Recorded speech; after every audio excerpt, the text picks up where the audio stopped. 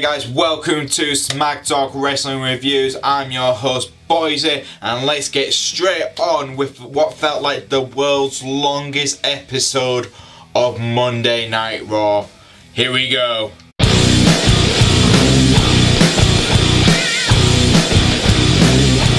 So we started off the show with an opening segment because we can't have a damn match start the show. We have to have bloody promo after promo start the show. And we started with Kurt Angle in the middle of the ring when he was rudely interrupted by the she-devil herself. Stephanie McMahon returned to Monday Night Raw, and my god, Kurt Angle had the same thing as what I like to call the Mick Foley effect, which means when Stephanie's in the ring, he becomes a little man, and she's just allowed to bitch about everything. And she pretty much stated her match against Kurt. Ronda is water under a bridge, but she's here to now make sure that Monday Night Raw is back up and running. And obviously, she mentioned Roman Reigns, and that caused Roman to come out and go, "Oi, I'm sick of you, I'm sick of management, I'm sick of the whole damn system."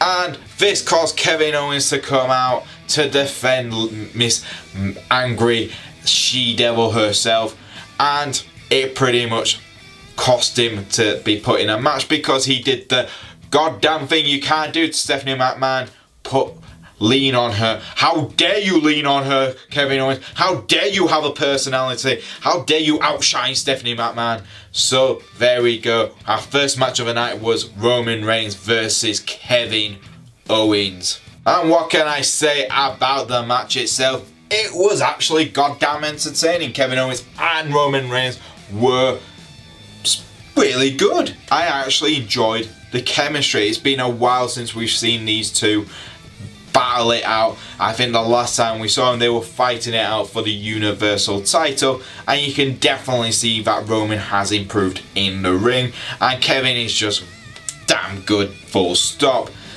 And for me, I was going to give this a good 6 out of 10. Decent, above average, entertaining. But WWE do what they love to do. Roman's getting booed, Kevin's getting cheered. How do we fix this? Let's throw Jinder Mahal in there and have Kevin Owens and Jinder Mahal beat the crap out of Roman Reigns. This caused Seth Rollins, the hottest wrestler on Raw, as the coach likes to say. Now, I'm not sure if he's meaning he's hot, like, ooh, hot, or is he meaning like he's the hottest wrestler, like pure talent wrestler on the company. I like to think it's the other. But yes, this caused General Manager Kurt Angle to announce a tag team match with Roman Reigns and Seth Rollins teaming up, taking on the team of Jinder Mahal and Kevin Owens. Be honest, you didn't think it could get better, but I'm not gonna lie to you guys, it got better, mainly because the tag team match actually added extra layers to the match we had just seen previously. So it was a nice little touch.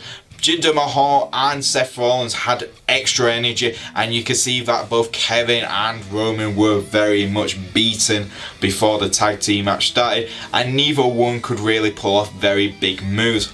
Thank God. Well, I don't think I want to see a spear all the time, but yes, it was an extra layer. And let's be honest, Seth Rollins is the hottest man in the company. I'm taking a line from the coach himself, because he is the MVP once again for me on Monday night. I am giving him that little badge, there you go, little badge, just to say thank you, Seth. You made watching Monday Night Raw entertaining once again. And let's be honest, it was a damn good match. The chemistry between Kevin Owens and Seth was great. Jinder and Seth Rollins' chemistry was great as well, so I'm not gonna complain. And the ending was perfect. You had it where it looked like Kevin Owens just escaped the stomp once, but no, Seth was quick enough to do a second stomp on him, gets the victory. I'm gonna give this match a 7 out of 10. The reason why is because big old Vinnie Mac wanted you to make sure that Jinder Mahal was a very bad man, because he didn't just attack Roman Reigns after the match with a steel chair. He attacked Seth Rollins, damn you Jinder, damn you to hell. And it was, I'm not gonna lie, it was good because it gave more heat to Jinder because he attacked Seth.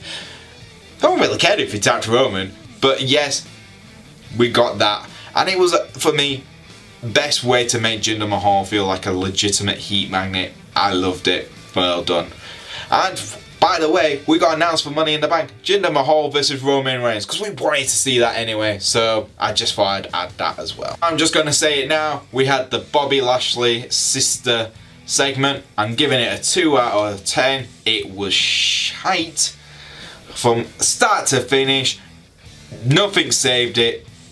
Sami was quite entertaining for a little bits, and that war thing quite easily. I feel so sorry for Sami and Bobby Lashley. They had to put up with this terrible segment, which was probably Vince McMahon's idea. We had 3 men dress up pretending to be women who were pretending to be Bobby Lashley's sisters. It was a crappy idea. I don't know how it got out of the writing room easily. Vince McMahon was probably pissing himself in enjoyment, and everyone else was looking at this going, what are we watching? It was waste of a good 10-minute segment on Raw. Awful.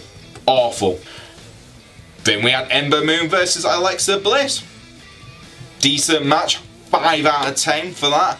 It was well put together, and I'm gonna say this, Alexa Bliss and Ember Moon have some definite good chemistry, and if neither of them win the Money in the Bank suitcase after Money in the Bank, I'm definitely wanting to see these two take each other on in the future. They have definite chemistry, and the writers did the right thing. They pushed the momentum to Ember Moon so she can feel like a big deal when it comes to Money in the Bank. So well done. It was well put together, and I'm happy. Well done. I didn't think this could be possible, but apparently, according to WWE, No Way Jose, who was quite over in NXT, is now the personal jobber of Baron Corbin. Why? Because apparently Baron Corbin is still got a hot potential on him. Well, No Way Jose is just going to be used as a jobber, personal jobber by the way, of Baron Corbin. For me, why did Baron have to win yet again over No Way Jose? No Way's had one match where he's won, apart from his debut match, but one proper match, and that was it. Thank you WWE, thank you for pretty much telling us this guy's useless, but Baron Corbin, who's been on the main roster for too long and still really hasn't done anything, is the hot potential. Brilliant. I'm giving this match a 3 out of 10 because it just winds me up to see young talent like No Way Jose just get buried straight away. But the best highlight throughout the whole night was this tag team match, and it was Breezango taking on my favourite tag team in all of Raw right now. Then hopefully the next Raw tag team champions, the B team. And I loved every second of this match. 1, it was quick. 2, it was funny. And 3, they were still drawing on bees on their t-shirt while they're walking out. It's absolutely brilliant. Curtis Axel and Bo Dallas have just found gold in this, and I love every second of it. Breezango, a good entertaining tag team. I like Breezango as well, but if I have to see one lose, I'm happy to see Breezango lose and keep the B team's momentum up. 2 wins, they're undefeated. It's not a great match. I'm still going to give it a 5 out of 10, mainly because the entertainment factors after the match, after they celebrated, was the best damn thing of the whole night. Next up, we had the contract signing for the Raw Women's match for Money in the Bank, and I am not gonna lie, Ronda Rousey and Nia Jax was okay. It was Stephanie McMahon stirring the pot, and you just wanted to see how it ended. End of the day, it was the only thing which grounded my gears was this. Nia Jax is being pushed as a baby face who has just overcome the biggest bully in the company, Alexa Bliss, and now She's just gone, yeah, I want to make a name for myself. Which I agree with. If you're the Raw Women's Champion and you want to prove to everyone you are the best wrestler in your division, you're going to pull out the biggest name to take on. And I agree with what Nia Jax had to say. Ronda Rousey, on the other hand, has not had one singles match, yet has decided she's ready to be Raw Women's Champion. Most people think this is a great idea. Most people think this is the dumbest thing on planet Earth. Me, on the other hand, I think this is absolutely stupid. And when they went, Nia, go on, tell us the real reason why this match is happening. And Nia went, because I'm making a name for myself. And people booed her. I was like, hold on, no. They should have done this. Because management told me I had to have a damn match with this woman. And that's the only reason. She's not yet a wrestler. She's still an MMA fighter. But end of the day, it's still a bit stupid. We know Ronda's probably gonna win, which is annoying because she's not even yet ready for the title. But there we go. I'm not giving this a score because it's just not worth it. Next up, we had Dolph Ziggler versus Chad Gable. And I'll tell you this, if you want to watch how technical wrestling should be done in the WWE, watch Dolph Ziggler and Chad Gable take it out on each other, because it's a goddamn awesome match. And there's a lot more reversals than what you get in WWE 2K. My God, these two are good. But of course, time restraints and everything else just really damaged this match, and they didn't really have time to show off everything these two could definitely do. So what am I going to do? I'm going to give this a 5 out of 10, because I know for a fact if they actually give them more than 5 minutes, this match would be brilliant. Dolph got the win with a super kick over Chad Gable, and then obviously McIntyre came out and claymored him in the face. But I am really want to see Chad Gable and Dolph Ziggler given more time so I can see an absolutely work of a match, because it will be amazing. Next up, we had a fatal 4-way match where we saw Natalya taking on Dana Brooke versus Liv Morgan versus Sarah Logan. Winner would qualify for the Women's Money in the Bank ladder match. And I'm not gonna lie, I was bored towards the whole match because not one of these people absolutely entertain me. Natalya is now a babyface, so she's now as plain as drink water. Dana Brooke has she has jobber entrances, and Liv Morgan and Sarah Logan are still at that stage where they still need to be protected and be still put in a group. So as you can tell, I was not invested at all. Natalya won with the sharpshooter. I'm giving this a 3 out of 10 because let's be honest, if it's a fatal 4-way or triple threat match, it's always hard to give it a good score because you're not really going to get a great match out of it unless it's a great, well worked match, and this was not well worked. So unfortunately, ladies, who cares? Natalya got in. She feels like the most useful one to put into the match for Raw. So yeah, okay. Next up, we saw Elias versus Bobby Roode. I think this is the 482th time we've seen these two fight out, and Elias won.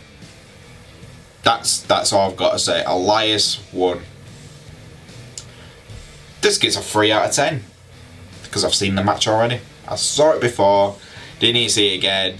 The best thing about the whole thing, actually I'm going to give it an extra point. I'm going to make it a 4 out of 10 because Braun Strowman pretty much rugby tackled Elias out of the way before his match. So Braun Strowman put an extra point on that. So well done, Braun. You saved that match. Thank you. Next up, we had Braun Strowman versus Finn Balor, and this for me was the match of the night. Your main event. It was great. Stephanie McMahon made this match happen because she said she wanted healthy competition between two men because they weren't a tag team, and yet they wanted to take on Dolph Ziggler and McIntyre for a rematch. But no, she said you two were going to battle it out, and I'm glad she did because it was a damn good match. Braun Strowman and Finn worked well together, and it did feel like, yes, Braun was going to have the majority of the match, and he did, but when Finn started to move momentum towards him, it felt great. Even Braun had to accept this is a proper match, and it worked out great. And I'm going to give Braun extra points because after the match where the fans were cheering, one more time for him to use the power slam on Finn Balor. He picks him up, puts him in the corner, goes back into the center ring and lifts his finger up, pointing to the Money in the Bank suitcase, showing his respect to Finn for having a decent match with him. Absolutely, great match. I think it's one of Braun's better matches I've seen him do. So for me, I'm going to give this a 7 out of 10, mainly because Finn's work rate, and I can't give Braun's work rate extra points. They were brilliant. And there we go. And there you go, guys. That is Monday Night Raw review for you from Smack Talk Wrestling Reviews. How did I find Raw? It was a mess. It was a mess of an episode. You spent the first hour nearly watching Roman and Kevin Owens fight, which, to be honest, I'm watching Roman fight for an hour. Not happy. But I get to see Kevin Owens fight for an hour. I'm happy. And if whoever says Kevin Owens is a boring wrestler does not know anything about damn wrestling. Jinder Mahal was a good extra bit into that match. Seth Rollins MVP as per usual. And I'm going to give Braun Strowman and Finn Balor gold stars for absolutely tearing down the main event and showing everyone that these two could be main eventers sometime very soon. So thank God. Everything else, apart from the B team, god damn the B team so brilliant right now. Cannot wait to see, just needs improvement. Bobby Roode needs to turn heel soon. And yeah, the less we talk about the Sami Zayn segment with Bobby Lashley, the better. But there you go, guys. That's my Raw review. I'm going to give this a 5 out of 10. It was just okay. The matches which were good, and the parts which were bad were really bad. And there you go. If you do like our videos, please like and subscribe. Press the subscribe, press the notification button. You can follow me on the old Twitter at Boise88. And you can follow the channel itself at Smack Talk YouTube. That's YouTube. And I'll see you guys next time on Smack Talk Wrestling Reviews.